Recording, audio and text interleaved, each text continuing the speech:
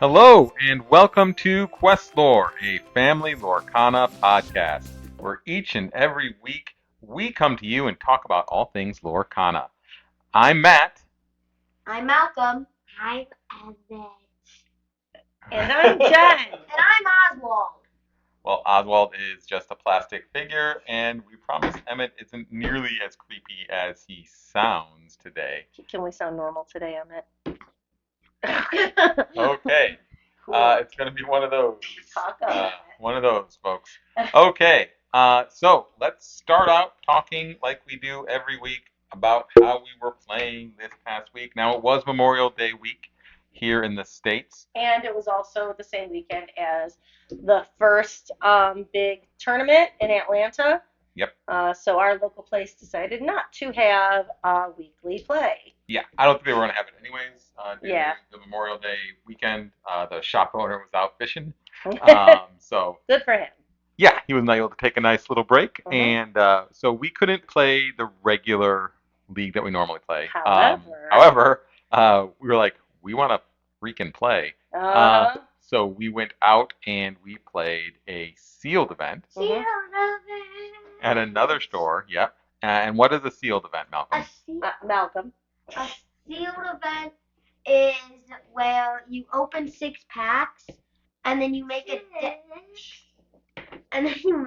deck of 40 cards from those 6 packs. Right. And what was special about this sealed event, Emmett? So it had one set 1, set 1. Okay, that was the singing. One set 2, 2 set 3s, and 2 awesome turns. Yep. That's right. So it was kind of a chaos type sealed event where we got to draw from all of the different sets that have been out there. Got to play with basically all the cards, see what happened. How do you guys think you did? I did not good. I did pretty good as well. 4th place. And I got third. Yeah. I got third, and Malcolm tied for fourth, I Yep. think.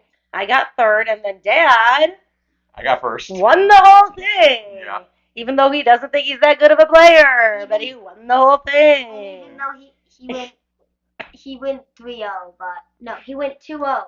Yeah. So we also were playing the new 2-game format. Yeah, we played. Yeah, so which we had not played before. He decided because we did start it a little bit late, and so because it was Memorial Day weekend, I think he kind of wanted to not be there super late either. And not only that, but he had done a draft earlier that day that we didn't attend because we did have a family event that we went to. So like half of the people that were there had been there set for hours already. Yep. And so I think that he decided to do the 2-game format to spice it up a little bit and shorten things up. And so again, how that works, which is again similar to how it worked in Atlanta, which we'll talk about a little bit in a moment, as well as what it's going to be like in Chicago in 2 weeks or 1 week. Wow, 1 week. Yep. 1 week? Yeah. Wait, school gets out next week? Yes. Actually, school doesn't get out till Thursday. wait, let me do the math. Oh gosh. Okay. Anyway, so okay, stop. 4 days. That you have 4 more days of school, and I have 5. But anyway, so we tried it, and so how it works is that you get so you get 3 points if you win a game, whether you are on the play or on the draw, or and then if you happen to win both games, you get 1 extra point. So if you go 2-0, you would get 7 points. If you went 1-1, each person would get 3 points. Right. So for my score, I went 2-0 2 times, and I went 1-1 1 time. The person that beat me, the only time I lost that day was Malcolm. Good He was job, able to get there Malcolm. before I did. So good job getting one from Dad. Which I think makes Malcolm definitely feel like I think he's been kind of feeling like he's maybe an only okay player too, and I think that he's starting to realize that he isn't actually, starting to get up there with his abilities in playing. And Emmett's really good too. I just don't think that he always makes the best choices when it comes to picking cards Yeah, for I kind of just pick a card and then events like this. So for things like drafts and sealed events, especially because I felt like, I don't know how you guys felt, but I felt like in this sealed event, it was way harder building a deck than it is in a draft. I agree too. Me too, because there were 2 extra packs. Like there was a lot of extra cards. There's a lot of extra cards, um I feel like there's also a lot of cards that you like. I felt like a lot of us we didn't want to get rid of cards.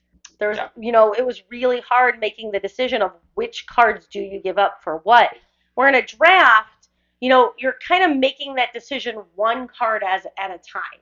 Should I keep this one card out of these 6 or 7? What's the best card that's going to work for me? And so you generally have like you're kind of working through what your deck's going to look like as you're building it in a draft. But in a sealed event, you're just opening everything and then just saying, okay, here's 60 card 72 cards, right? Yep. What 72 cards, and I have to only build a 40 card deck out of this. Like what do I do? And it's just I felt like it was very overwhelming. Personally. And so, like, while I don't think I wouldn't do another sealed event, I definitely like drafts way better. Same. I mean, not way better, but I like them better. Yeah. I'm not sure. To be honest, having played like 3 sealed events kind of in a row with this set so far. But your other ones were all Ursula, right? Where they were all Ursula. Mm-hmm. Like, I felt like I could build a better deck with the 6 packs. Like, in a draft, there's going to be some garbage in that draft because you're picking from a smaller pool, right? Whereas with the sealed stuff, while we have to remove cards, and it is hard to kind of cut those last 3 cards or so, or even 10 cards, you still have to get with a deck with less garbage in it, I guess, at the end. Sure. Because you get to leave out more garbage, right? But I guess one of the harder things, though, with this particular sealed event was because it was spread out, again, across all 4 sets, there was a very much rarer chance for duplicates. Yep. Like, I got 1 duplicate. I think I had 2. And so, like, if it's all one set in a sealed event, I feel like I would like that better. Because then you have more chance of duplicates. You can make things work better. Sure. Because they have, like Rassensberger has done an okay job of where they've made enough cards that work together in each set individually that they were able to make a semi-decent starter pack, right? Which means that there's enough cards in there that work well together that it can work. I just felt like this, doing it this way where you're doing it across all 4 was much more up to, like, I don't even know how to explain it, I guess. I just felt like there was much less things that worked well together. Sure, that is true. And I know at the end there, I was like, okay, well, unless I don't think there's a card in this set that you could draw that could stop me from winning on the next turn. Like, unless you got to be prepared somehow. Like, oh wait, we did set 1. You could have a be prepared. Right. That was a little bit weird because I didn't even bother thinking of the set 1 and set 2 cards when I was playing against other people. I was thinking of set 3 and set 4 because that was the majority of the cards. But it was still fun, right? It was fun. The fun thing about it was I got to use some cards like I've never used before. Yeah. Right? Like my favorite one was the Big Alice card. Wait, right? the legendary? Yeah. Yeah. Oh, so 2 legendary editions was probably mine. I had 3. I got a Perdita too. Yeah. I like using. Right? I like and I like using. And I got a legendary too. Am I the only one to get a legendary? Yeah, because Dad got 2 instead. We did get 4 that day. And I liked using the Diablo and the Dolores card. Yeah. Sure. You like using the Diablo card. The one that's like the most expensive, like special card right now. Yeah, it's a $50 card. Of course you like using it. There's a reason it's $50. Which, that kind of leads into kind of what is going to be going on this weekend with the first time we're going to play Constructed Set 4 at our league store. As people have now moved away from Atlanta, right? And we'll talk a bit about Atlanta in just a second. People are moving on to set 4 cards, and the big one that people are talking about is Diablo. Yep. He is the big card of this set. There are some talks of the other ones, but Diablo is the one that everybody is teching their deck for. How do you get rid of this stupid bird? Mhm. And that's what people want to do, is just get rid of the bird. But I like Pirate Piglet. You can like your pigs. People are just obsessed with birds. And he means like the new legendary piglet. It's not even a pirate. Swordsman Piglet. Thank you. But before we move on fully onto set 4, we did catch quite a bit of the coverage of the Lily events and the Atlanta events this past weekend. We did. Congrats to Frank Karsten and Lily, who won with a Steel Song deck. Steel Song deck, which made me happy. Which had Pirate Piglets in it. Yes, it did. And I'm suddenly forgetting the name of the person that won in Atlanta, I believe McPatrick. He won with a out of nowhere crazy deck. Amethyst Amber deck that was like focused on using Cinderella, like the fairy godmother, Cinderella, Perdita. Like he would just essentially use fairy godmother to get all of his cards like back to hand. They have Challenger. He would use Cinderella and fairy godmother to exert people. He would like give Cusco +3, send him in. It would either get back to his hand or get banished, and then he used Perdita to bring it back. So it was constantly drawing cards. It was kind of crazy to watch. And it's like, I'm not saying it's the greatest deck ever, but it's definitely some interesting tech and shows you that something completely off the wall at any time can just have an incredible run and make it all the way to the end. Also, great job to the commenting teams on both sides. I know over in Lily, the Lily guys, like I mean, they were both really good, but those guys in Lily, they were awesome. Yeah, Lorcana Villain and especially those guys really know what they're talking about. If you don't watch their videos on YouTube, go ahead and give them a track, give them a follow. And that winner was Josh Poultry. Josh Poultry, and I knew there was a P in there, right? Yeah. Josh Poultry. Yeah. Those guys had some incredible games. And the same thing over here to the folks that were casting from the stateside, John T, Rebecca. I don't remember everyone's name, unfortunately. Yeah, but they had quite a few. They had quite a few over here, but those guys did a great job too. They haven't announced that they're back for Chicago. But if you do like Lorcana and do want to watch some of the content of the matches while they're being played in the city, but you can't make it, go to Twitch, go to Disney Lorcana on Twitch. I'm sure they're going to be casting the Chicago ones coming up next week, which Mom and Dad here will be attending. Wait, did you get off the waiting list? Not yet. No, I'm not sure if she's going to get to, but she will be there as an attendee, which there's tons of fun side events. People were playing in the side events all weekend long in Atlanta. Fortunately, this isn't the first one. Chicago isn't the first one. Atlanta was, so there was a few hiccups in the side event stuff, but it also had twice as many people there. This will have half as many people there. And hopefully more chances to earn those wall prize tickets, right? Right, got to earn those wall prize tickets. Those things were going for quite a hefty sum. So, you need 100 tickets for that really big play mat, or it's like 12 or 14 tickets for some of the cards. You get some just for being an attendee. Which is awesome. They automatically give you some, and then we'll be able to pool our tickets to get whatever we want. So looking forward to a lot of fun there. Also, both decks that won had Pirate Piglet, so not saying anything, but Pirate Piglet might be the best card in the game. Hey, you know what? You got 2 examples. You might be right. No, you might be right. Also, does that mean me and Evan might be able to host a Lorcana event eventually?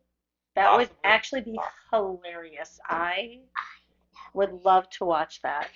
I would love to watch it. I don't think you'll pass the Disney screening process. I think they'll just check out Emmett's creepy voice and they'll be like, no. What with him? I would be good. Sure. Well, they might want some chaos from Emmett, but I don't know if they want that much chaos. So we'll be talking more probably about Chicago. We'll do a little bit of a preview next week before we jet off. We'll probably release the challenge. Probably be releasing a little bit early next week since our flight is Friday evening, which is when we often record. So Are you guys gonna vlog it? I have no idea what we're planning. We're not sure what we're gonna be able to do. Again, we won't be together at all the first day if I don't get off the wait list. I'm sure that I will be recording everything I'm allowed to. Dad probably won't be allowed to record inside the hall. I'm assuming, at least not during matches. There's probably going to be rules about not being able to record at all. Because I mean, I haven't seen any videos out there from inside the tournament from last weekend, which makes me believe that I don't even think I've seen any videos from inside the other hall either. Not a lot, just some pictures of people, but definitely no videos of people playing. So yeah, so I'm guessing that inside the halls we probably won't be able to video. But I will definitely, we'll definitely try to record when we're on breaks and on evenings so that we can keep everyone updated. And what about us? Well, yeah, you guys too. Like we can text you, but we can't text all the people who listen to us. Call you, man. But so yeah. Anyway, we will try to keep updated at least on the YouTube channel. And we are trying to get our Instagram started up as well. So maybe we'll have that ready for next weekend as well. So in the next few days, I don't know what Oswald's doing over there. In the next few days, if you want, while you're on Instagram, if you want to try to look us up at QuestLore, hopefully we'll have that ready to go in the next couple of weeks so we can post some stuff to that account as well. Sure. Okay, let's head into our main topic for the week, which is all about the lore that came from the cards from Ursula's return. Ursula has returned in May. It's almost June. Yeah, it's almost June. So what are you gonna do then? I want to see. I want to see Ursula's head rolling around like a bowling ball. Wow. Whoa, that is And dark. that is why Disney will not allow this to happen. Okay, so.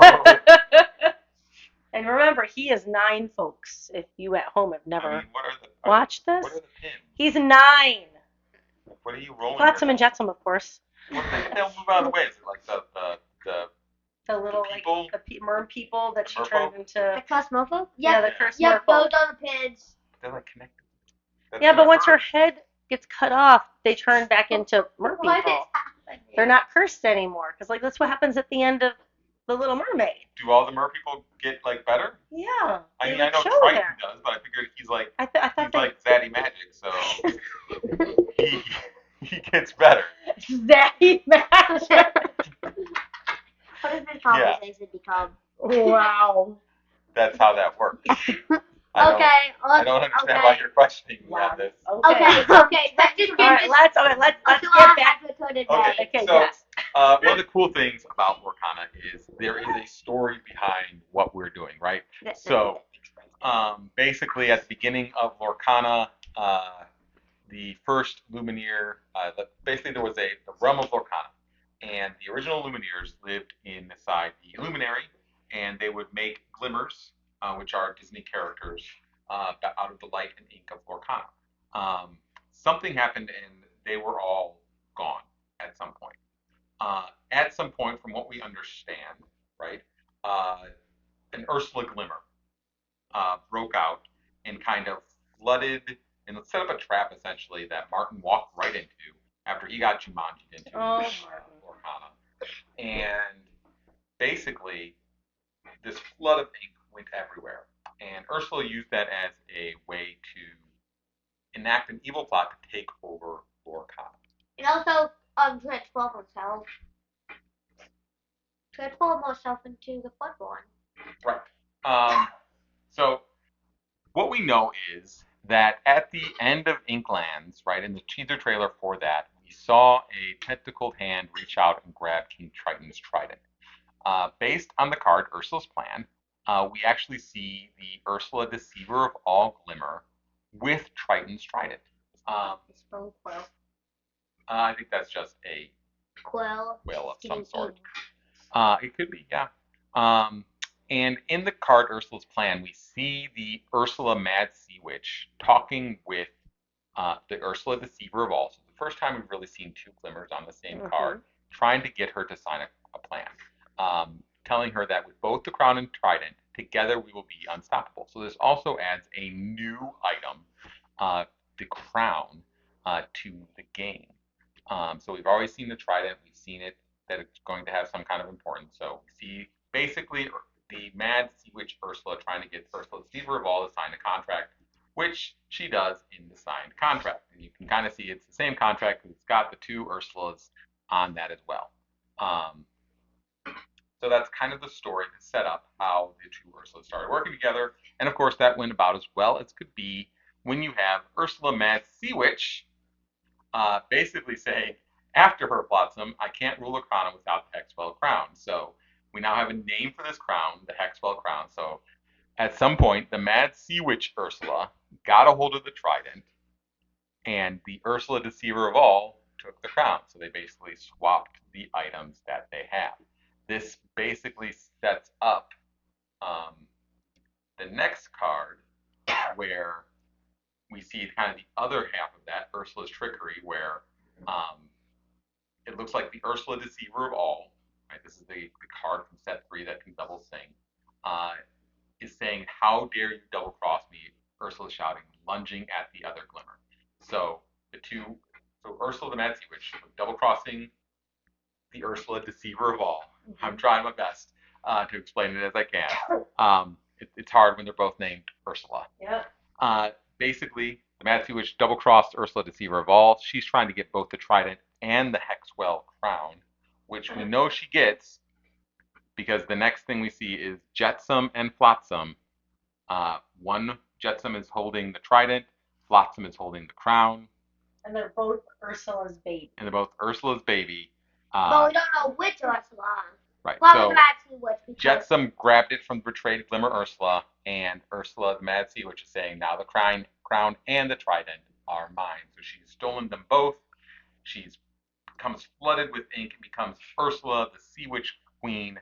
And on that card, that's the 7-cost inkable one, the big legendary one. She's holding both the crown and the trident. She's become a Floodborn. She has everything she needs now to rule Lorcana. But this is the enchanted version. Sure, we're looking at the enchanted version, just because that's the first one I saw. Flotsam and Jetsam also become Floodborns due to Ursula's power, and they are now the focus of the Illumineer's quest, Deep Trouble, that is released as part of set 4. So this is kind of the setup of that villain is in the cards. That's pretty cool that's how these cards have, how she gets the crown, how she gets the trident, and how she becomes this kind of powerhouse that you now have to take on. What do you guys think of that story so far? Pretty cool. I like it.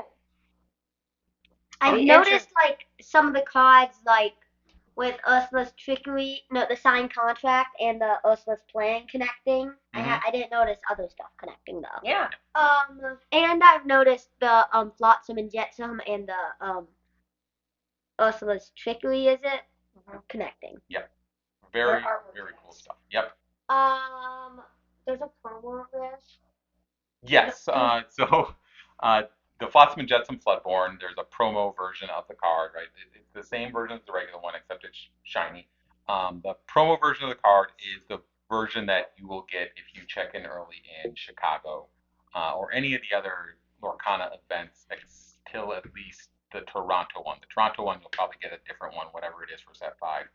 But for Chicago and Fort Worth, Texas, and whatever other ones are there before the next set releases, you'll get the Flotsam and Jetsam promo card.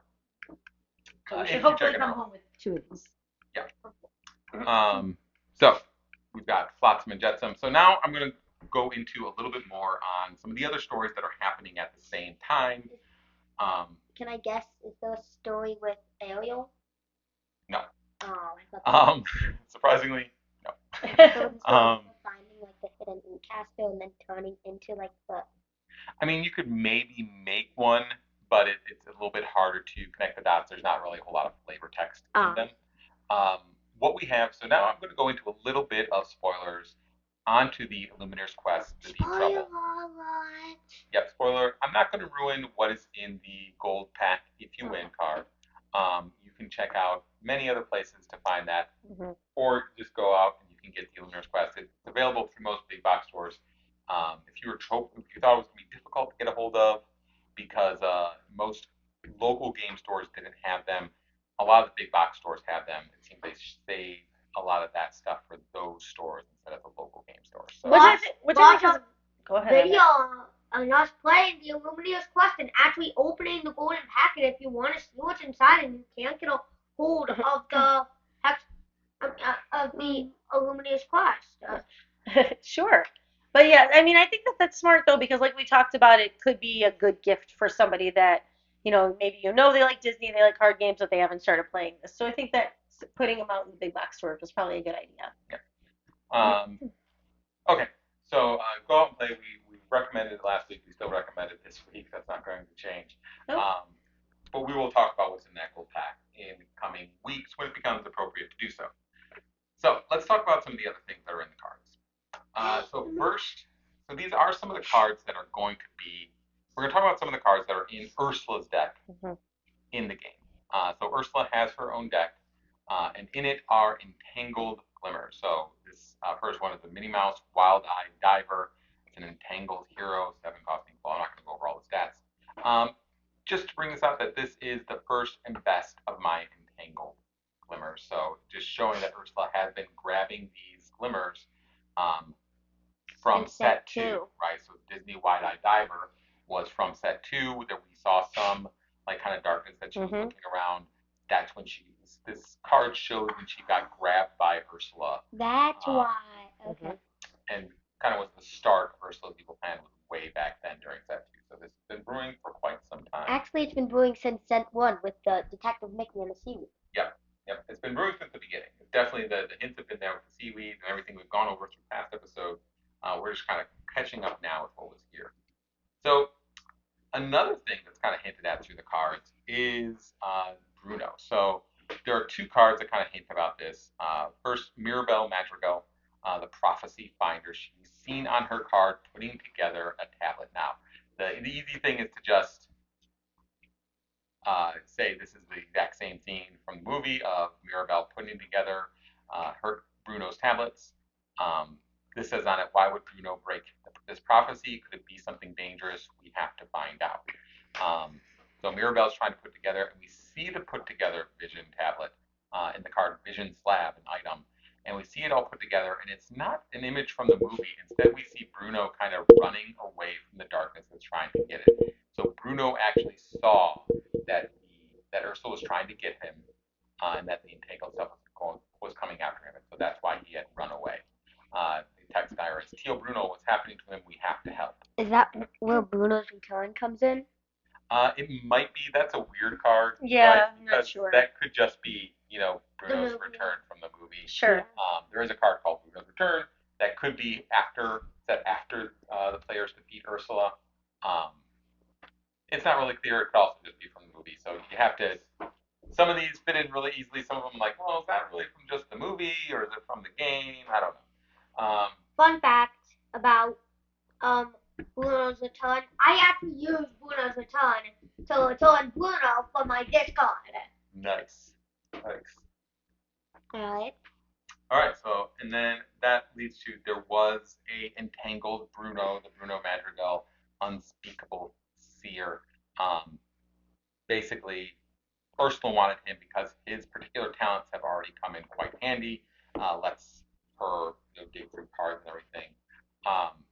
It is just another kind of thing that led to, you can read the cards that lead to Bruno being an entangled glimmer in Ursula's deck. Up next, there's quite a few of the Frozen characters that seem to have some story going on inside of this game. So we have Hans, right? The Hans Noble Scoundrel card. And on the text on his, it's Hans was confident he could bring Anna to Ursula. All he needed was something of Kristoff's to lure her in. And he is holding what? I can't see. It's Kristoff's hat. It's his hat. Wow. In his hand. Yep. And so this is a great card because also in the back you have the crosshairs from the window going in on Anna because that's what he's hunting. It's a very, very great card. But he's holding Kristoff's hat to lure Anna away. That is what Ursula has asked him to do. Then we see Anna, who got lured away. For sure. She loves Kristoff. And she found a hat She found his hat. Basically says, after talking to Olaf, Anna marched into the unexpected storm to save Kristoff. So the storm is most likely the storm caused by Ursula. Oh. Yeah, because Ursula causes this big storm that everyone goes into to fight. Well, normal people would think it's the same scene from the movie, but it's not. No, it's Right. not. But if you look at the text, it's clearly talking about her going in to save Kristoff, which Right. doesn't happen. Mm-hmm. Right. Right. And then, of her course, getting lost Yeah. leads to her becoming She's an ensnared. the woods. So Ursula made a point of getting Anna. Not really completely sure why. She has no powers. She inspires others, I guess, is the thought there. She's a hero. Her text on this card is, royalty, so pretty, so naive, so utterly impressionable. Oh, because she's loyal. Maybe. But Maybe. Ursula made a specific point in ensnaring Anna. Now, there are a couple of other cards that kind of seem to happen afterwards. So we do have Olaf finding Kristoff's hat. So this is probably actually before the Anna card where she was caught in the storm. So she mentioned finding Olaf and Olaf telling her, hey, I found this hat. I'll give it a hug.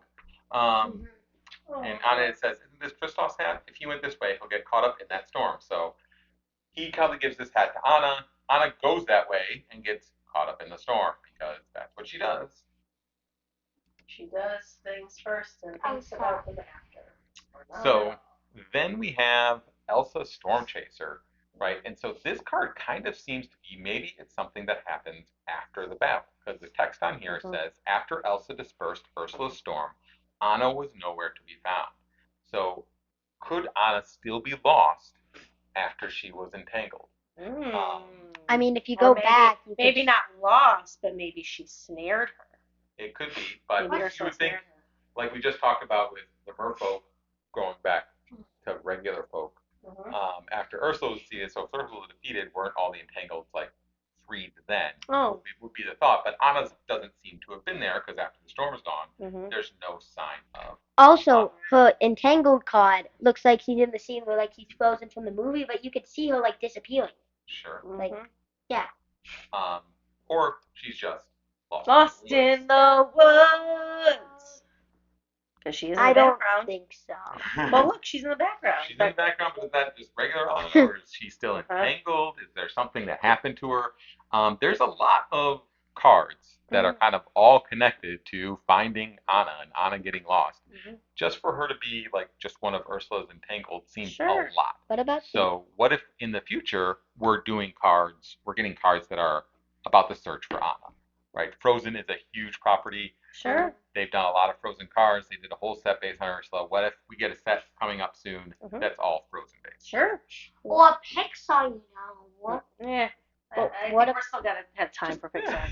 What about the Olaf with all the carrots? You know what I'm talking? The siftable Olaf. The blood Olaf with all the carrots. Yeah, he likes carrots, man. I don't. Does he do the story? No. Oh. No. That's sad. He just likes carrots. Maybe he was giving carrots to like Anna. Like Anna would like carrots, so he was getting a bunch of carrots, so Anna would come and get the carrots. So your theory, if I'm getting this right, is that Olaf became a Floodborn sled person. Yes. So that he could lay down a bunch of carrots. Yes. To lure Anna out of the woods like she's Sven. Oh, maybe he's luring Sven out of the woods. Yeah, we don't have any Sven cards, which makes me quite upset. No, that's cards. I mean, like he's a Sven card. Is there? Like I know he's on a card. I didn't think he had his own card. I mean, he's lost in the woods, as we can see. Maybe he's trying to lure Sven out.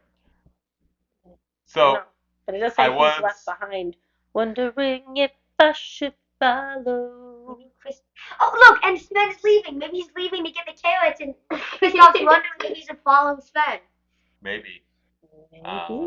That's what. But it also looks like Gale's in this picture too. So I wonder if like the forest magic could have anything to do with it too. I feel like what you're confirming, Malcolm, is that set 5 is going to be called Olaf's Carrot Revenge. Carrot King Strikes Back. Yes. All right. What's the next thing? Okay. I just want to know if you don't know what Carrot King is. Nobody knows what Carrot King is. It's a prompt on a game. There's a game called Drawful that is part of the like Jack Attack pack. Like for all you old people like us, if you remember you don't know Jack trivia games from the 90s, they have this whole thing that you can download on the computer and Xbox. And there's a game that's called Drawful that's kind of like an unhinged Pictionary. And one of the prompts is Carrot Kings, and so it's become a family favorite mascot. Good, and it's going to be in Lorcana. Yes, of course. And Malcolm just proved it, so. Yeah, proved it. Yes, it's absolute proof. Yes, for sure. Okay. And then we've got one more card I feel is very important to future lore, and that's Hades' Meticulous Plotter. And the text on this one reads, "This neat little scheme has Ursula's tentacles all over it. That sneaky sea witch. Wait, I can use this. She can keep those obnoxious Illumineers busy while I roll out my own plan." So obviously leading to, hey, Hades is also up to something here. Something? So any villain not up to something? That's true. Villains are almost always up to something because they're villains. Except for apparently Pete. Yeah, well, Pete doesn't know. Past Pete's Club. Past Pete's Club. Past Pete's Club. I don't think Pete knows how to get up to anything. So he got a king. He was a king in one of the cards. it doesn't take much to get. Oh, I just king. Oh, Huh? I'm a king though. Well, I mean, really, you just have to be born into it. Like, that's true. What has the current king of England done? What has he done for you? I'll tell you what he's done for you. Nothing. Who's the king of England? King Exactly. Exactly. Yeah. So anyways, Hades is clearly calling his shot that I'm going to have a plan coming out soon. I don't think we can expect like every set now to have some kind of big major villain. Maybe they do that once a year or so. Every 4 sets? Every 4 sets. So like next year, maybe we're getting a Hades plot. Maybe we're getting something else.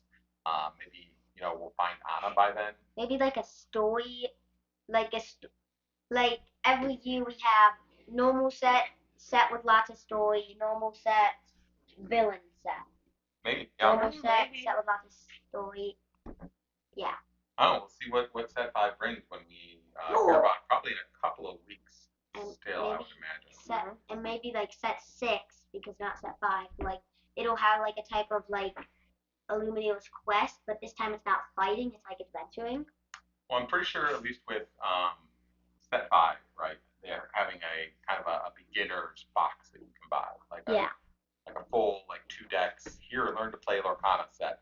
That I believe is coming along with set 5. So we're gonna have to get that, don't we? Yeah, we'll see what's in it. Even though we don't need it. We'll see what's in that one before we grab that. If it's got something special, maybe, but otherwise, it might be a pass for us. So I think So that was the last kind of main story ones I wanted to bring up. What are you guys thinking of the story? It's actually pretty interesting. It's much more. It'll be fun to see if they actually do like the animation for it all, like they had I really before. want that. I think that'd be really fun to watch. Or like maybe make a Disney Plus show. Yeah, like the Disney Plus show, like the Yu-Gi-Oh / Pokemon card show. That would be really fun. Pokemon card show. There isn't a Pokemon card show, but there is a Yu-Gi-Oh show, which is basically just a guy named Yu-Gi-Oh playing with Yu-Gi-Oh cards. So they don't call them Yu-Gi-Oh cards in the show. They call them dual monsters. I don't want to make a show like that. I want a show where it actually takes place in the world of Lorcana. Sure. A bit kind of like so Pokemon. You do kind of want it more like Pokemon rather than. Yeah, I'm saying there's no Pokemon card thing. Like, takes place in the world of it. Like. Sure. I don't know any other trade. Yeah, no, I think that'd be really cool too. Or even if they made like comic books with it or something, that could be cool. Sure. Graphic novels. Sure. Yeah. Okay. Well, I think it's trivia time, Dad. We got the card.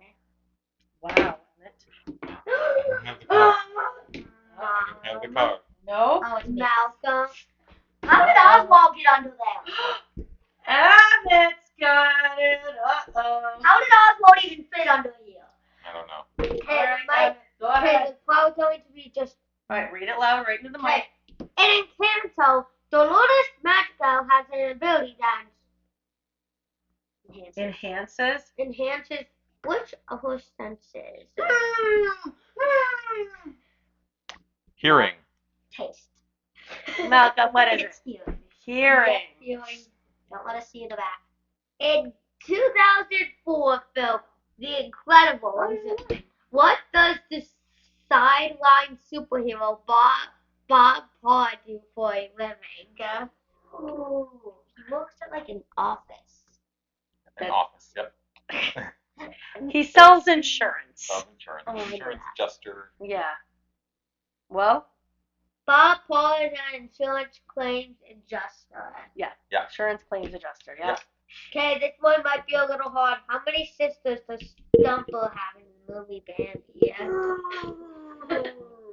Funny, it's like an infinite number. Is it 27? That's why that rabbit Twelve.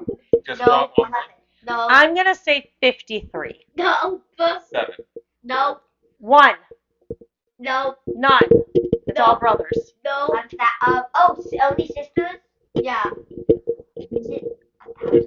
No. I like how like, oh, it's only sisters. Now I can guess something. All right, And what you is guess the something, answer, you got Emmett? a number much higher.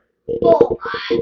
Only 4 sisters? How many 4. brothers does he have? I don't know. All right, next question. Which dwarf Into the microphone. Which dwarf from Snow White and the Seven Dwarfs wears glasses? Doc. Doc for sure. Yep, Doc. All right, last one. In 2015, Inside Out. No. Okay, read it again. In 2000. No, you're missing words. Read the whole thing. In the 2015 film Inside Out, Anger hates hearing the jingle for what product? And 1, 2, 3. Triple mint gum. Make you smile. Triple damn gum. Oh, I don't know. Triple mint gum.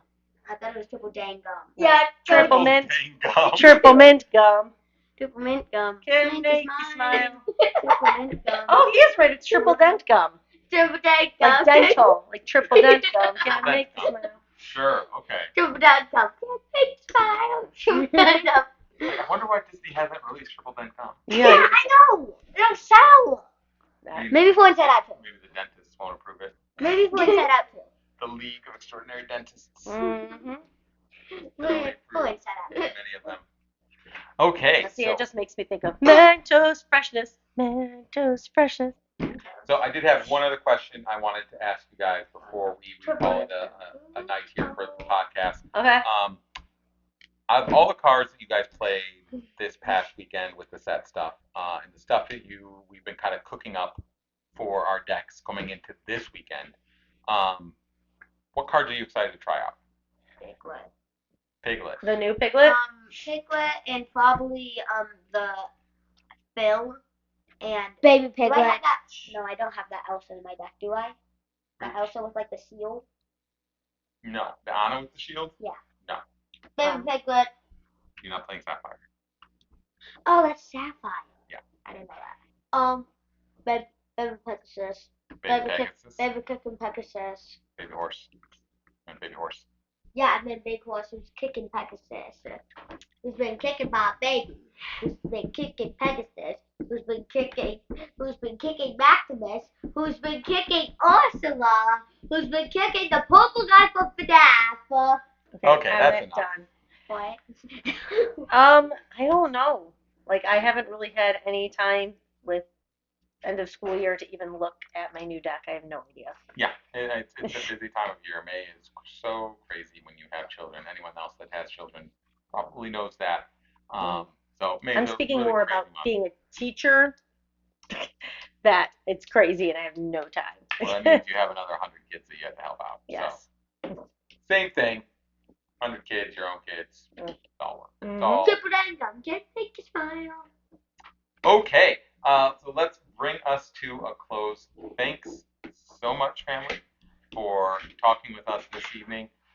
Thanks to all of you for listening and or watching. If you are listening to this on a podcast and wondering, hey, I wonder what those folks look like, you can find us at QuestLore on YouTube. If you're watching us on YouTube and don't want to see our faces, you can find us on all major podcast platforms. Just search for QuestLore on Spotify, Apple Podcasts, YouTube Podcasts. I guess Google Podcasts is going away and on YouTube stuff. I don't know. You can find us on all of those platforms. Please give us a like, a subscribe, a follow, a rating, a comment. Send us questions at QuestLoreQuestions@gmail.com. We hope you enjoyed this episode just as much as we have, and we will talk to you next time on QuestLore. Oswald the Lucky Rabbit for Lorcana. So just the like.